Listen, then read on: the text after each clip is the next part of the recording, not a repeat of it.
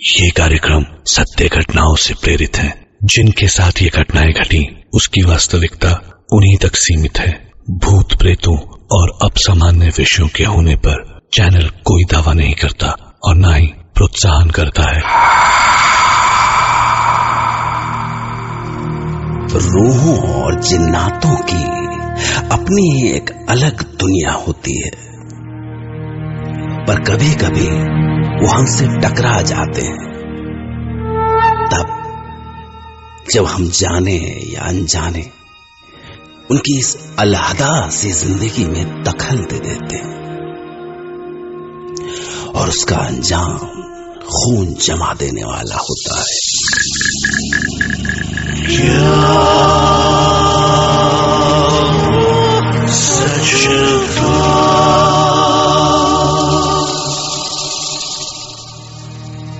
मैं डॉक्टर नागर आज आपके सामने कुछ ऐसी ही कहानी लेकर आया हूं।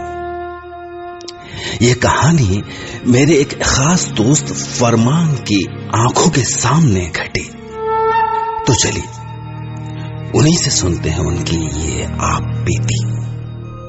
जब मैं छोटा था ना, तब मेरे घर में सब मुझे राजा के नाम से बुलाया करते थे।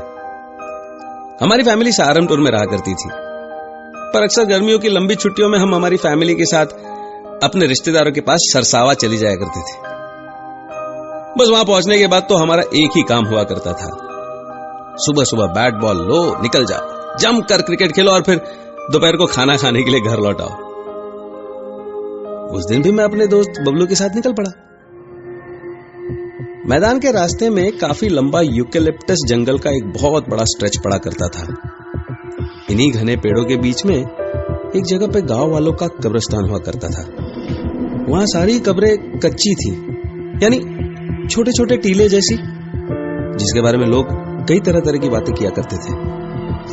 नेचुरली हमें भी इस कब्रिस्तान से दूर ही रहने के इंस्ट्रक्शंस थे, पर बचपन की मस्ती में बड़े बूढ़ों की बातें कहां समझ में आती है यार। इसलिए शॉर्टकट लेकर हम कब्रिस्तान के बीच में से ही जाया करते थे। उस दोपहर भी हम लोग और दिनों की तरह खेल के उधर से ही लौट रहे थे। जून की दोपहर थी और हवाएं और उनसे उड़ती सूखी पत्तियां अजीब सी आवाजें कर रही थी।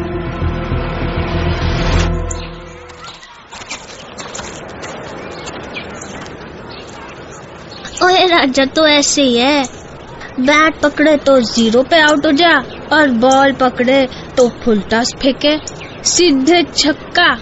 ज्यादा दांत मत ही निकाल, कल 50 से मारे थे मैंने, किसी से आउट हुआ क्या मैं? अबे तुक्का लग गया था कल। ओ बबलू, उसमें पैर मत रख, कबर है वो।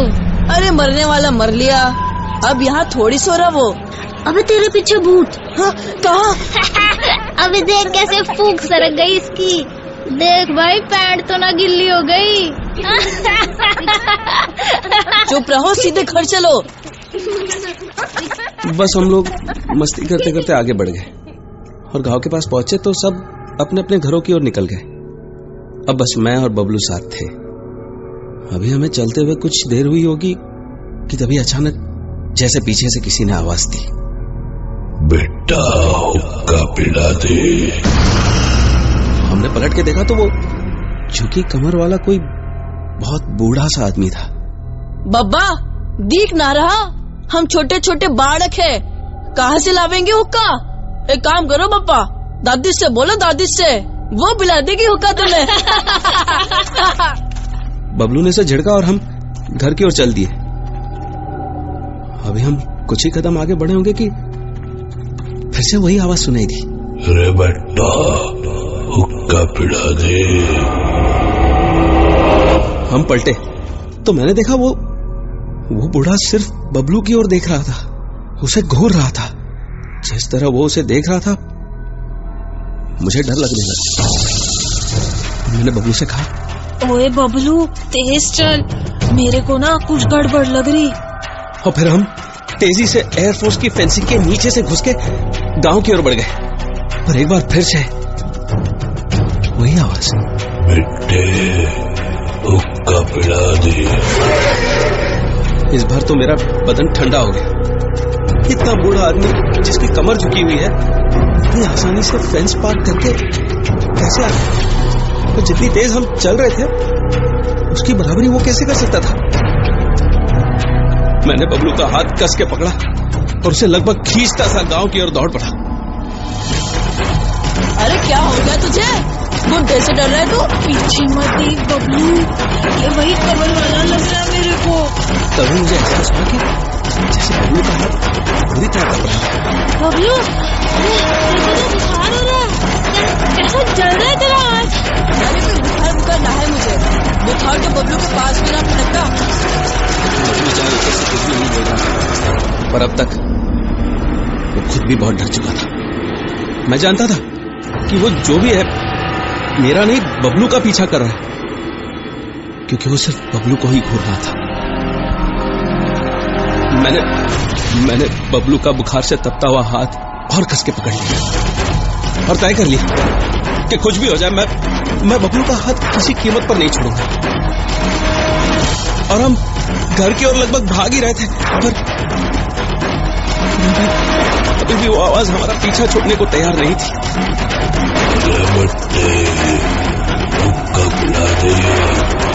उसके बाद पता नहीं किसी तरह हम अपने घर तक पहुंचे। मैं पागलों की तरह दरवाजा पीट रहा था। मम्मी, चाची, दरवाजा खोलो, मम्मी। राजा, की हुआ तने? तू ऐसा पागल सा क्यों चिल्ला रहा है? वो बुढ़ा पीछा न छोड़ रहा हमारा। बुढ़ा? कौन बुढ़ा है? कहाँ? मारी को तो ना दिख रहा। अरे वो देखो चाची, खड़ा तो है सही। और इस बार बबलू ने जैसे ही बुड्ढे को देखा वो धड़ाम से गिर गया। बबलू, बबलू उठ बेटा, बबलू। उसी ने किया है, उसी ने पीछे पड़ा हमारा। बेटा साफ साफ बोल, कौन पड़ा है? किसने किया? माँ देखना, माँ वो ना खड़ा है। और इस बार जब मैंने पीछे घूमकर देखा तो वो बुड्ढा जैसे 15-20 दिन की सड़ी हुई लाश था। अजीब सी गंध का झोंका आया मेरी नाक में। लगा जैसे मुझे उल्टी हो जाएगी। खून जम गया मेरा। तब तक बबलू की माँ के साथ आस पड़ोस वाले भी आ गए वहां। बबलू की माँ तो बबलू को ऐसे पड़ा देखकर बदहवास रोने लगी। क्या हो गया मेरे बच्चे को? उठ बबलू, बबलू उठ, इधर देख बबलू, कोई से उठाओ, मेरे बच्चे को देखो क्या हो गया। बबलू उठ, कोई तो देखो इसे। बबलू, बबलू अपनी माँ की तरफ देख। बबलू, किसी को तो बुलाओ, कोई डॉक्टर, ओझा, किसी को तो बुलाओ, मेरे बच्चे को उठाओ। बबलू। किसी को कुछ समझ में नहीं आ रहा था कि आखिर बबलू को हुआ क्या है। वो तो बिल्कुल बेजान सा पड़ा था। कोई उस पर हवा कर रहा था, कोई उसके चेहरे पर पानी के छींटे मार रहा था। मन्ने तो लगे हैं, भूत ने पकड़ लिए हैं। हाँ, जिन लगे हैं मन्ने तो। हटो हटो हटो, भीड़ मत लगाओ, हटो। सबको वहम हो गया दिखे। सुन राजा, पहले तो यो बता कि थारे साथ हुआ क्या? चाचा, वो बुड्ढा पीछे पड़ा है हमारे। उसी ने बबलू को मार दिया। राजा बेटे रो रही, कुछ ना हुआ बबलू को? अच्छा सुन, अब यो बता, वो बुड्ढा तेरे को अब भी दिख रहा? हाँ। अच्छा यो बता कि वो बुड्ढा कहाँ खड़ा है? वो सामने, वो बस बबलू को देख रहा है। उसे बदला ले रहा है वो चाचा। बदला? भाई साहब, यो इसका वहम ना हो सके ना। बात मान मारी, यो वहमना है। तू एक काम कर, जाके करीम हाजी ने बुला ला, जाके जा भाग के जा। जी अच्छा। और तू खड़ी यहाँ क्या मुंह ताकरी मारा? जाके भीतर से 4 पाई ले जा।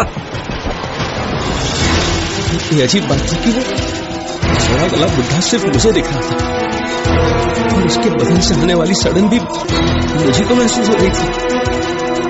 उन्होंने 4 पाई लेकर बबलू को उस पर लिटाया था कि सामने से सामने से कलीम हाजी हमारी ओर भागते हुए नजर आए और अभी वो हमारी ओर भाग ही रहे थे, तभी ऐसे लगा जैसे उन्हें जोर का झटका लगा और वो बस गिरते गिरते बचे। पर वो जल्दी ही संभल गए और उन्होंने तुरंत अपने झूले में से एक तावीज निकाला और कुछ बड़बड़ाने लगे। मैं समझ गया कि उन्होंने बुढ़े को देख लिया है, क्योंकि वो लगातार उसी की ओर देखकर बड़बड़ा रहे थे। तभी वो बुढ़ा अजीब सी आवाजें निकालने लगा। इस पे कलीम हाजी चिल्लाए, कौन है तू? कहां से आया है तू?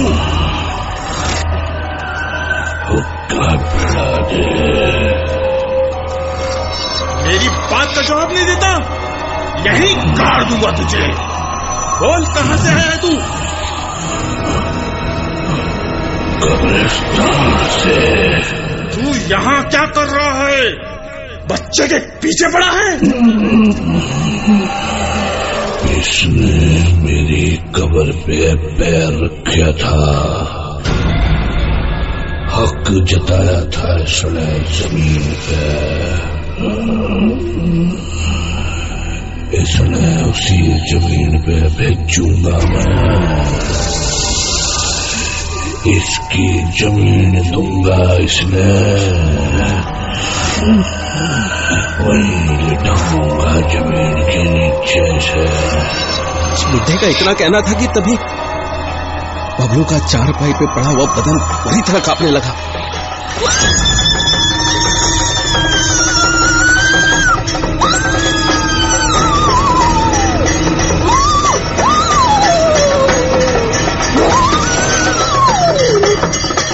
और तभी कलीम हाजी ने जोर जोर से चैंटिंग शुरू कर दी। जैसे जैसे वो बड़बड़ाते जा रहे थे, बुढ़ा गुस्से से जानवरों सी आवाजें निकालने लगा।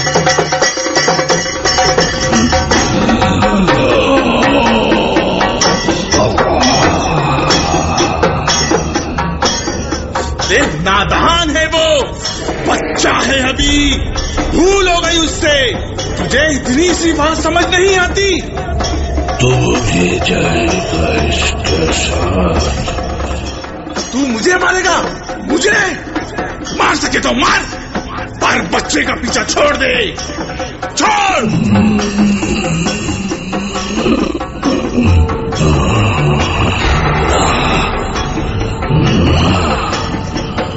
उसको तो मैं उसकी जमीन दिलाऊंगा, उसको ना छोड़ के जाऊंगा मैं ना।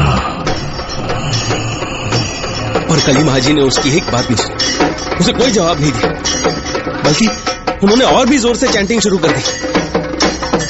इस पर बुढ़ा और जोर से चीखने लगा और बबलू का बदन ऐसे कांपने लगा कि अब चारपाई धड़ाम धड़ाम की आवाज के साथ जमीन से टकराने लगी।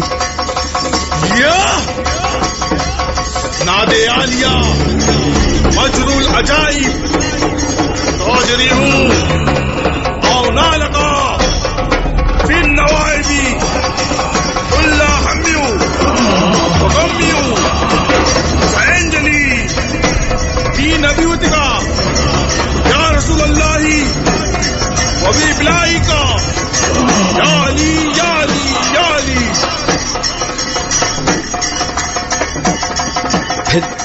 फिर कलीम हाजी वैसे ही बड़बड़ाते हुए उसकी ओर बढ़े और उन्होंने उसकी ओर फूंका।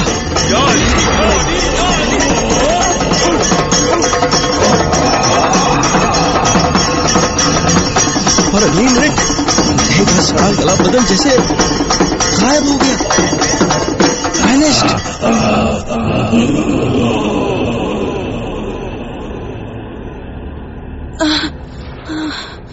और तभी बबलू का कांपना भी बंद हो गया और वो दर्द से कराने लगा। मम्मी, माँ। ओ हाजी तुझा चला गया कि था कौन वो? चला गया वो, पर आज के बाद कोई मत जाना वहां। बहुत बुरी रूह है वो, जिन्नात की ताकत है उसमें, वो कुछ भी कर सकता है, कुछ भी कर सकता है। कोई मत जाना वहां, बिल्कुल मत जाना। या अली? तब तो सब कुछ नॉर्मल हो गया, पर उसके बाद मैं कई दिनों तक बुखार में पड़ा रहा। शायद डर गया था मैं, और उसी डर ने इस वाक्य को हमेशा के लिए मेरे दिमाग में छाप दिया। बबलू से अनजाने ही सही, पर वो भारी भूल हो गई थी जिसने उसकी जिंदगी को खतरे में डाल दिया था। बाय द वे, आपके पास वक्त है 1 दिन का। जब तक मैं एक नई कहानी लेकर लौटूंगा, तब तक आप सोचिए इस रहस्य को कि बबलू के साथ दरअसल जो हुआ, क्या वो सच था?